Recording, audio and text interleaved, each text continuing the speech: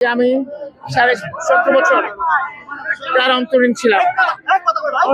3টা মৃত্যুদণ্ড, 3বার যাবজ্জীবন আল্লাহ পাক আমাকে মুক্তি করছে। দ্বিতীয়ত, নির্বাচন করার সুযোগ করে দিয়েছে আমার চেয়ারপারসন নমিনেশন দেওয়ার মাধ্যমে। 3 নম্বর, নির্বাচন করতে পেরেছি। চতুর্থ, আল্লাহ পাক আমাকে অনেক ভোটের ডিফারেন্সে জিতাইছে, এমনকি প্রতিটা সেন্টারে আমি জয়লাভ করছি। সেটা একটা বিরল ঘটনা। সেজন্য মরাবুল আলম আল্লাহকে সুবহানাহু ওয়া তাআলাকে লাখ লাখ কোটি কোটি শুকর আদায় করি।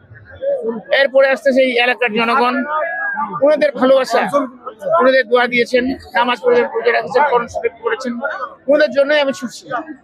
দোয়ার কারণে আল্লাহ পাক ছুটেছে।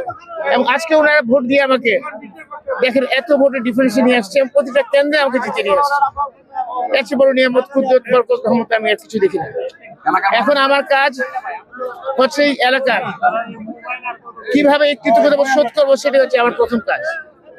3 থানা বিশেষ করে অনেক এখানে উন্নয়নের কর্মকাণ্ড রয়েছে, কর্মসংস্থানের কাজ হয়ে গেছে।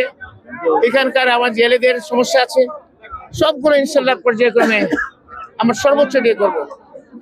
এতটুকু এই মুহূর্তে আমি বলতে পারি আমার এলাকা নিয়ে।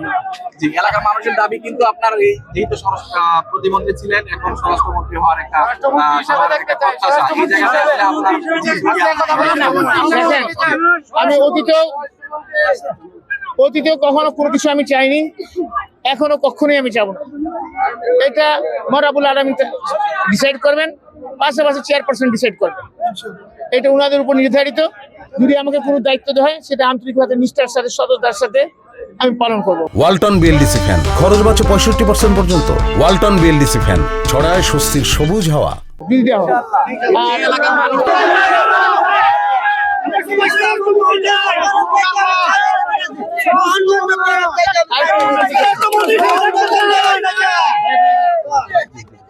আরেকটা জিনিস বলতে চাই, আপনারা, আমি মরাবুলের কাছে আরেকটা দোয়াই চাচ্ছি।